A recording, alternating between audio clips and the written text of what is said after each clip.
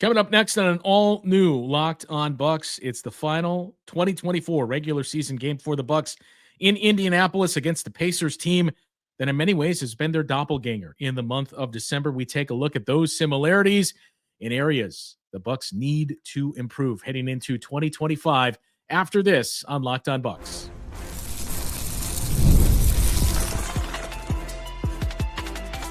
You are Locked On Bucks, your daily Milwaukee Bucks podcast, part of the Locked On Podcast Network, your team every day.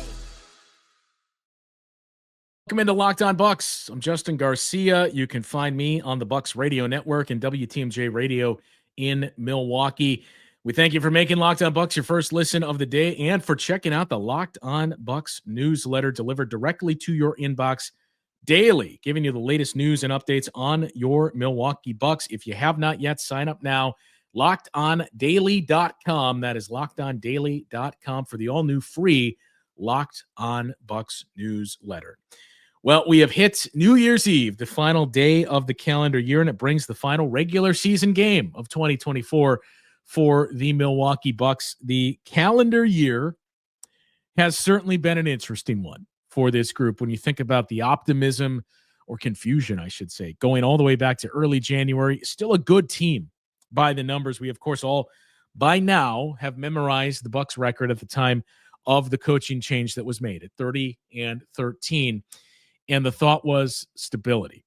A head coach that has a vast amount of head coaching experience, of postseason experience, having won an NBA championship. This was a group that didn't have that. They did not have an experienced bench in terms of assistants. You changed that as well with Doc Rivers. So I do think it was certainly mixed at the time in terms of Bucks fans and their thoughts on that coaching change. But there was a little more optimism to think, okay, we at least have, and I don't mean this as a slight on Adrian Griffin by any means, but you hear the phrase kicked around a lot in business places. We have an adult in the room. Somebody that sat down at the table and made those types of decisions, had those discussions before. Adrian Griffin, through no fault of his own, had not. Doc Rivers had. So I think that added to some of the optimism, the fact that it felt like, okay, now we have somebody who from day one set the message of these are the things I expect from you, but most importantly, these are the things I expect you to not do, and level setting those expectations, hearing let's start to spam some of those Giannis and Damian Lillard pick and rolls. So all of these things that started to bubble up, and you thought, you know what? I think this team is in a pretty good spot. And we saw stretches of that. I think it ultimately peaked with that win, ironically enough, against the Oklahoma City Thunder in late March at Fiserv Forum, where the Bucks were dominant, just as dominant as they were in the NBA Cup final. That win gave you a lot of confidence that, just as it did 2 weeks ago in the Cup final, this is the group that we envision. When those three guys are healthy, when those four guys, not to slight Brook Lopez, when those four guys are healthy and on the floor together, this is what we can expect from this team. This is how they can play. This is how they stack up against those best teams in the league. We've all heard the numbers too. I mentioned them. Camille mentioned them. Frank mentioned them on this show all last year. Hey, here's the top 5 lineups in the league, 5-man lineups. The Bucks are right up there, best or in the top 3 in the 5-man groupings. Their record against teams in the top 10 in net rating. They were beating good teams. They were playing well against those good teams too. So there's a lot of optimism. Then Giannis goes down against the Boston Celtics. And you got the feel of this all over again. Another year of this. And even going into that Pacers series, I did a couple of radio interviews in Indiana, and you just got the sense that there was this immense amount of confidence in Indiana. Certainly the 4-1 record during the regular season spoke to that, but there was this confidence that not only do we think we're going to beat the Bucks, we expect to beat the Bucks in the playoffs. And I think for Bucks fans, this was the first time since Mike Budenholzer arrived that you legitimately did not know what to expect. Your team had just lost in the first round of the playoffs the prior year. We did not know. There was a lot of ambiguity around Giannis and his situation, whether or not he would be ready. Then Damian Lillard suffers something, the final game of the regular season against the Orlando Magic, and he starts to pop up on the injury report throughout the series. So the big thing was, look, can you just find a way to steal this series, to hang in there, win some close games, get some more time for Giannis, and hopefully he can return if you can get to the second round. They gave you that spirited play and ultimately exited in the first round once again. So I think coming into this season, we talk about last year, if we just look at the calendar years, last year being one of the interesting ones. When you think about 2023, bringing the dismissal of Mike Budenholzer, the first time with this group, at least, that the Bucks lost in the first round of the playoffs, the addition of Damian Lillard. And you thought, in terms of a calendar year, with storylines, intrigue, all of it, it's going to be tough to top what the Bucks just put forward this year. I think they did it this year in 2024 because of the up and down, play that roller coaster in early 2024. I do think there was a lot of optimism coming into this season, and especially if you followed this team closely. All the moves through all the years, not just, the Bud era and onward. You were able to see there is a lot of confidence in the front office, in the coaching staff, in this entire group of, we feel like we have been slighted. We've been left for dead. We haven't gotten the attention because of 2 straight first-round losses, and I get that. But one of the things that Camille and I preached all throughout the offseason, the roster makes sense now.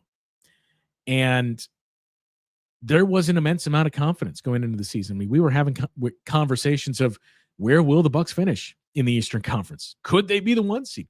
I don't think they'll be the 1 seed, but can they be the 2 seed? And you start 2-8.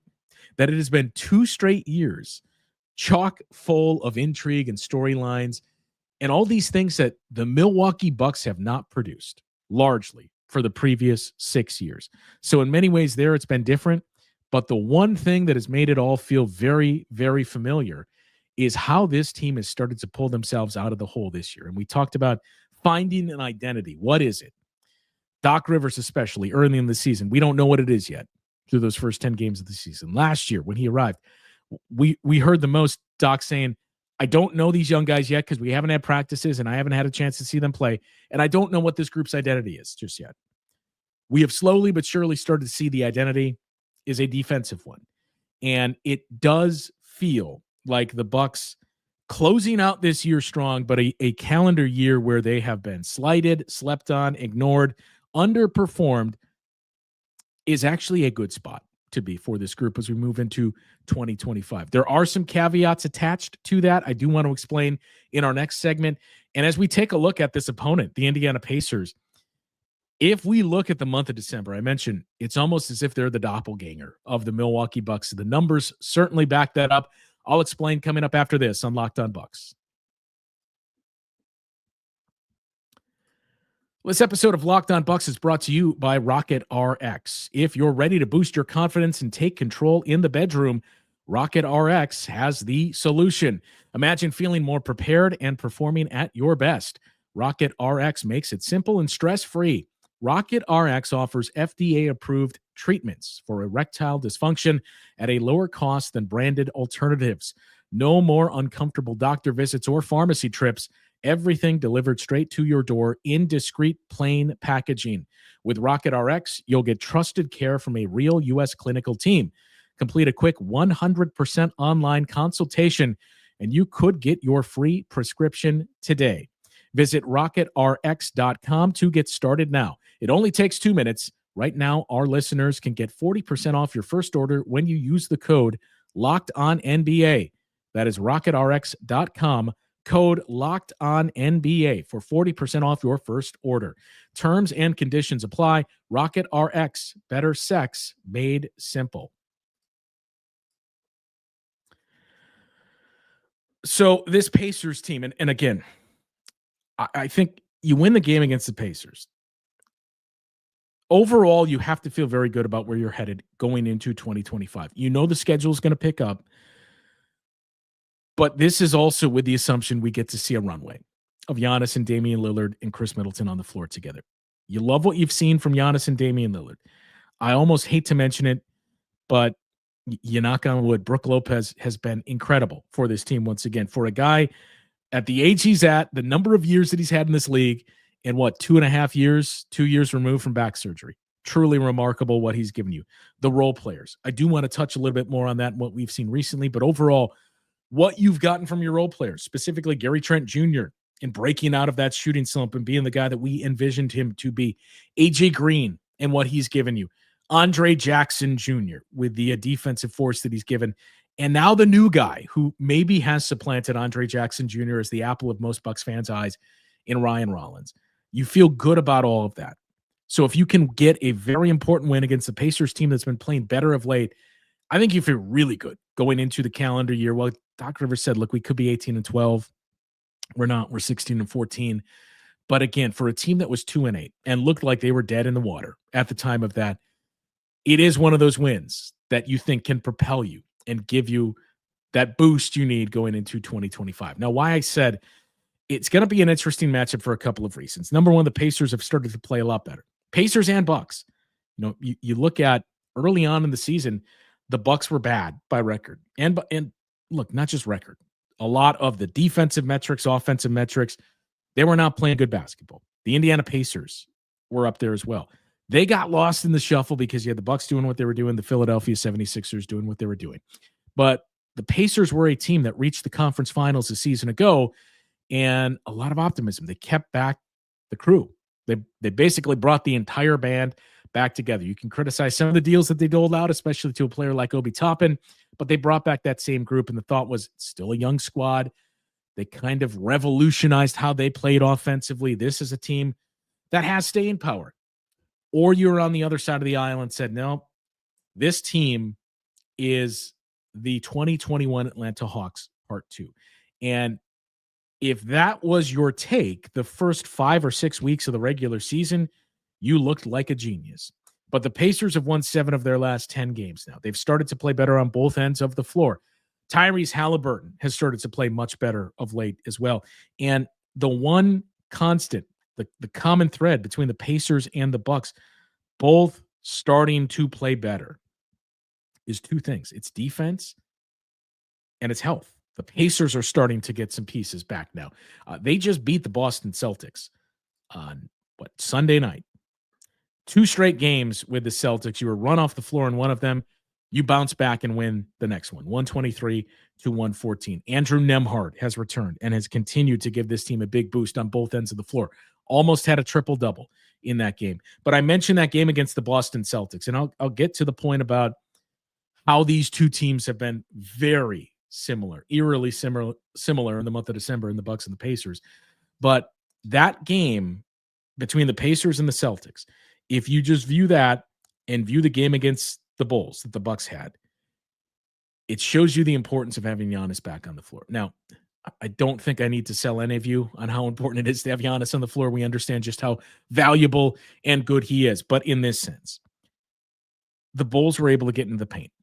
The Bucks did a better job of slowing down the paint scoring and adding scoring of their own in the paint as that game progressed on Saturday night against the Bulls. But in many ways, it was similar to what we saw earlier in the season, game number 2 of the regular season, when the Bucks had that very disappointing loss, the home opener at Fiserv Forum, losing to the Bulls, where they were basically run off the floor in the second half. And the way the Bulls did that, again, keep in mind, it's before we saw a defense that has clearly found its footing here. But the way the Bulls did that the first time was they got into the paint.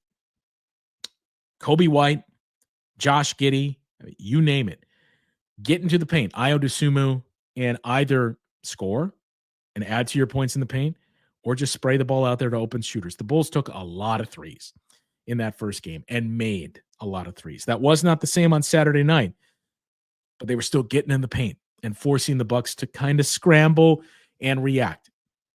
It changes things when Giannis is on the floor, because you have 2 rim protectors in those moments where Giannis and Brook Lopez are out there on the floor.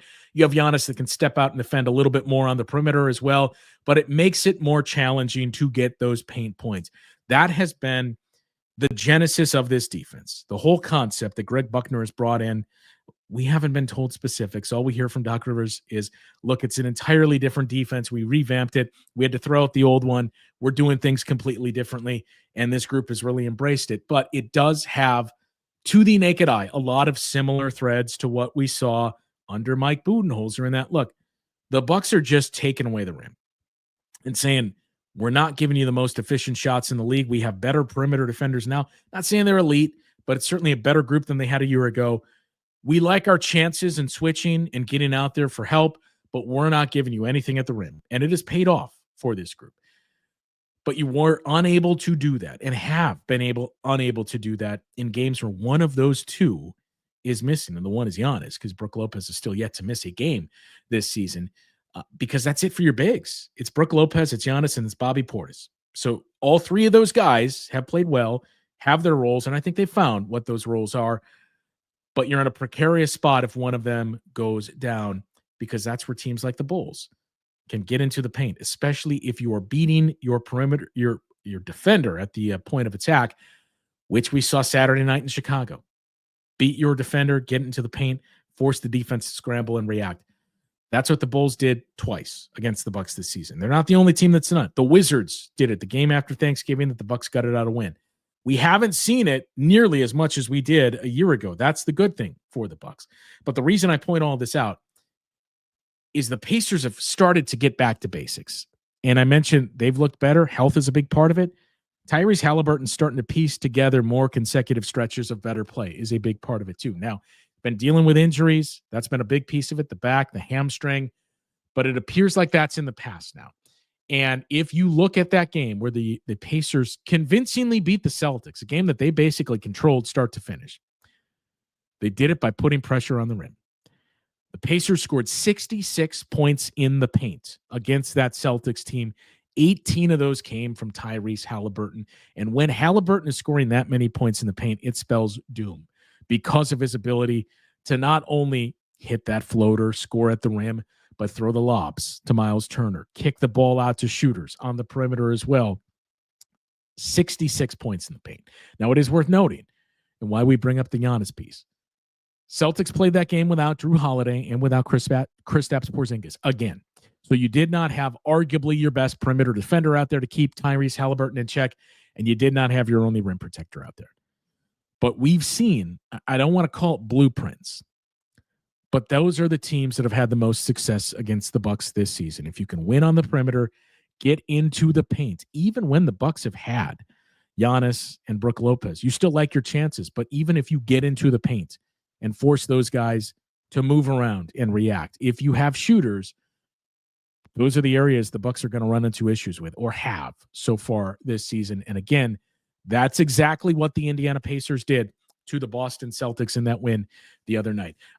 The numbers, why these two teams are eerily similar so far in the month of December and overall this season. We'll take a look at that and a little bit off of what we touched on, Camille and I, on our show yesterday, of the optimism going into 2025, provided some of these areas improve. We'll dig into those coming up after this on Locked On Bucks.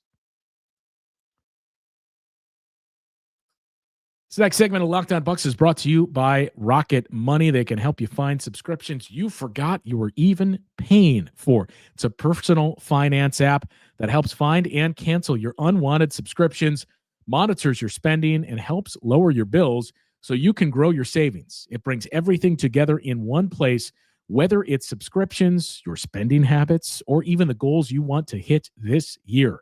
Rocket Money has over 5 million users and has saved a total of $500 million in canceled subscriptions, saving members up to $740 a year when using all of the app's premium features. Cancel your unwanted subscriptions and reach your financial goals faster with Rocket Money. Go to rocketmoney.com/lockedon today. That is rocketmoney.com/lockedon.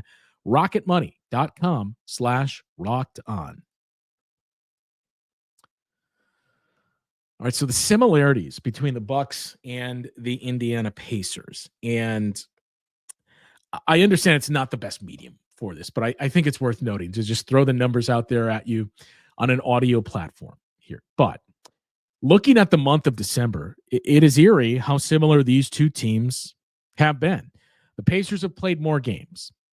That's about the only difference that we're seeing here in terms of their net rating, offensive rating, the four factors as well that really spell out how they're finding those numbers. Net rating this season or month of December, Bucks are 12th at a 1.6. The Indiana Pacers are 14th at a 1.4. Not a whole lot of separation there between those two teams. Offensively, Bucks are 17. We'll get more on that in just a little bit. Pacers are 13. Defensively, Bucks are 10th. Pacers are 15th. So Indiana, middle of the pack on offense, middle of the pack on defense. The Bucks, top 10 on defense, middle of the pack on offense. In opponents' effective field goal percentage for these two teams, the Bucks are 13th. The Pacers are 12th. Turnover rate defensively, Bucks are 20th. Pacers are 23rd. Defensive rebounding in December, Bucks are 4th. Pacers are 8th. Offensive efficiency, effective field goal percentage, Bucks are 6th. Pacers are 7th. Turnover rate on offense, Bucks are 9. Pacers are 7. So on and on and on. In offensive rebounding, Bucks and the Pacers are by far the two worst teams at offensive rebounding in the league, 30 and 29, Bucks and Pacers respectively. Bucks are a 20.2 offensive rebounding rate. Pacers are 20.9. The league average is 27.2. So any way you slice it, these two teams have basically posted identical numbers across the board. The record as well. Indiana 7-6, Bucks are 6-5. Technically, unofficially, they're 7-5 in the month. And again, the net rating, that speaks to basically a 500 team, as we've seen for both of these teams. So there are some similarities in what they're looking to do on both ends of the floor, but those numbers show you these two teams have kind of started to find their baseline and play much, much better these past few weeks here in this month of December here. And again, health has been a big part of it for both of these teams. The Bucks starting to reintegrate some pieces. The Pacers getting some big pieces back. They're not going to get their bigs back with the losses that they had there to torn Achilles, taking out basically their entire big man rotation, save for Miles Turner, but they're starting to get some other pieces back now, are the Indiana Pacers. The areas of improvement, and one of them we just kind of touched on, of where the Bucks currently sit in the month of December in terms of their offensive rating. And I'll point out those numbers are coming from cleaning the glass to remove the garbage time. If we look at NBA.com's ratings here, year to date, so this isn't just December, this isn't since the 2-8 start, year to date, the Bucks have the 14th best offense in the league, which it's not good enough, if we're being frank. If you told anyone at this point Bucks are going to be 14th defensively, you'd think, okay, they're starting to piece something together. Where's the offense? Is it 7? Is it 6? 14th offensively. I've said time and time again, look, in order for this team to get to where they hope to go and need to go, I mean, it clearly has to be a top 10 offense, but frankly, that may not be good enough. We've seen enough from this defense to believe in the metrics that we're seeing here. And by the way, year to date, so this is including this group being in the 20s, the first 10 games of the season. Year to date, they have the 12th best defensive rating, and they're less than a point per 100 possessions behind the Dallas Mavericks for 11. So you're knocking on the door of a top 10 defense year to date. 14 is not going to be good enough offensively. We've seen those numbers plummet in clutch situations. It's another thing we touched on over the weekend with those back-to-back losses to the Brooklyn Nets and the Chicago Bulls. The big takeaway in the clutch, not just those two games, not just since the 2-8 start, season as a whole, the big takeaway in the clutch is the offense hasn't been good enough. Your defense has been elite.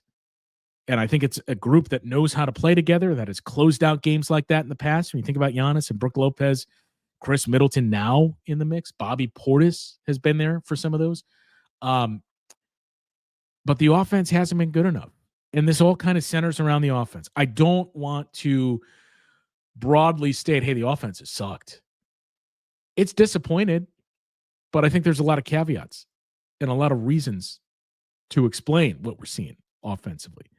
You know, you just played 4 straight games without Giannis, 3 straight without Giannis and Dame on the floor, 4 straight before that without Dame on the floor. You didn't get Khris Middleton back until December 6th. So we do have to take all that into account, but it just means there's going to be some pressure to perform offensively in 2025 and to move that needle, well past 14.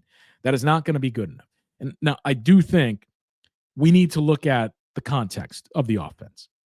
I think it's important to take a look at offensive rating with your best group on the floor. And frankly, December 6th, the games that you've had together with since December 6th when Khris returned, but the games you've had together with Khris and Giannis and Dame and even Brook Lopez, there's not enough of a sample size to say, hey, they're really doing this well. I mean, we can say that, but who knows if it's a blip or if this is sustainable. So once we get into 2025, I think those are the big things to take a look at, assuming this team can get that long runway of games with Giannis and Dame and Khris on the floor together and Brook Lopez to start to see what works with this group, the way they're doing things differently on both ends of the floor, offensively and defensively, but for this purpose specifically, offensively.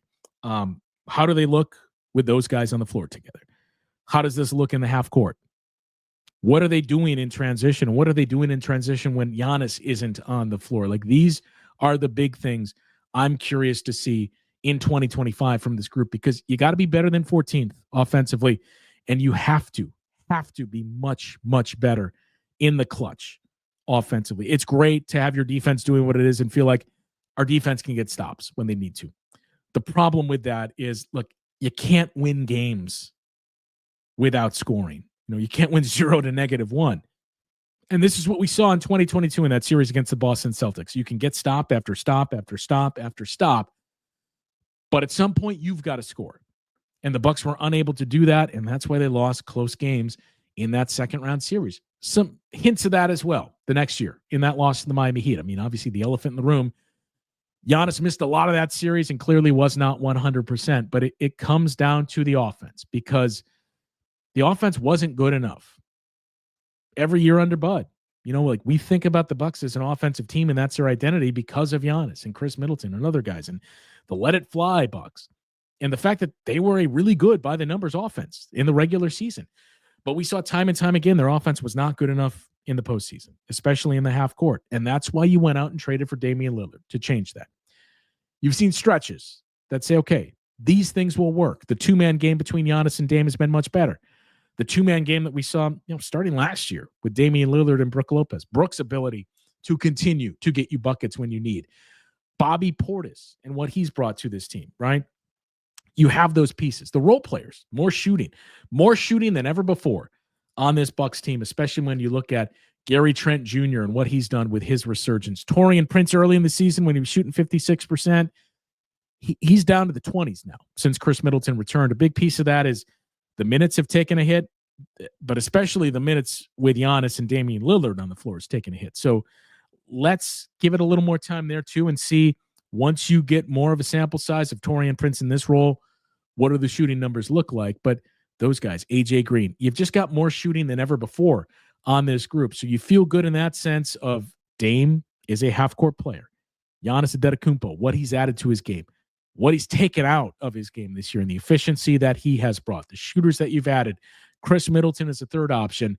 But now you got to see that start to add up by the numbers, and got to see that offense move forward here into the top 10 for sure. But it's got to move past that. And it's a big stretch coming up here for the Bucks, because you got a chance to close out the calendar year strong with a win against a divisional opponent in the Indiana Pacers. And I mentioned this on the show the other day too, but it's an Eastern Conference that seems like it's starting to stabilize. And I heard Doc Rivers the other day say, look, there's been a lot of talk about the disparity between the East and the West, but I would stack the top 6 in the East up against the top 6 in the West. I don't necessarily know if I'm there yet, but it does seem like we're starting to see stability and things start to even out here. I mean, the New York Knicks continue to roll. They've won 7 in a row at the time of this recording. They are now just a half game back of the Celtics for the 2 seed. The Cleveland Cavaliers are playing at a 70-win pace, and it feels like that never gets mentioned. The Pacers have won 7 of their last 10 games. The 76ers have won 7 of their last 10 games and now just 5 games below 500 and a half game out of the 10 seed in the play-in tournament. The Hawks have played much better and been very consistent too. So I do feel like we're starting to see that stabilizing force here. We now got 7 teams above 500 in the East, when the talking point for so long was there's only 2 teams. So who's the next team to separate themselves from the pack. The Cavaliers did that as soon as the season started. I think the Knicks are starting to do it now, where it's clearly Cavs, Celtics, Knicks, and then there's a drop-off. So who's the next team that's going to start to separate themselves and either get into that conversation with the Cavs, Celtics, and the Knicks, or get just below it and at least linger where you can't ignore that team? The Milwaukee Bucks have entered the chat, if you will. The Bucks have a very good chance to be that team because of the schedule in front of them, not just the fact that the next time they play a team with a winning record is January 8th, but the split of home versus road games in the month of January is going to be big for this team. But the offense, to me, is what is really going to be central, and goes without saying health, but the offense and those things that we just mentioned to look forward to in 2025 for this Bucks team. Leave your thoughts in the comments as well. 2025, you are looking for what specifically from this Milwaukee Bucks team? We'll address them coming up on our next show. We're going to do a post-game show for the Bucks and the Indiana Pacers. It is an afternoon game later today. I will be on the radio and wrapping up sometime around 6. Still TBD. It's a solo show today because Camille is still under the weather, as I'm sure you could tell from our show yesterday. So that's the reason why you've just had me for this show today. And we'll figure out if it's going to be shortly after the post-game radio show and the game ends, or if it's going to be something that you get in the morning, since I would assume a lot of us have plans tomorrow evening, or later tonight, I should say, for New Year's Eve. But there will be a post-game show breaking down the Bucks and the Indiana Pacers. But as I mentioned, leave your thoughts in the comments. 2025, what is it specifically you are looking forward to or looking for from this Milwaukee Bucks team? That'll do it for today's show. As I mentioned, there is one more coming up here in the next day or so, but if it doesn't reach you before New Year's Day, we hope everybody has a very happy and safe New Year's Eve and celebrates in the right ways. That'll do it for the show today. Back once again tomorrow to break down the Bucks and the Indiana Pacers on Locked On Bucks.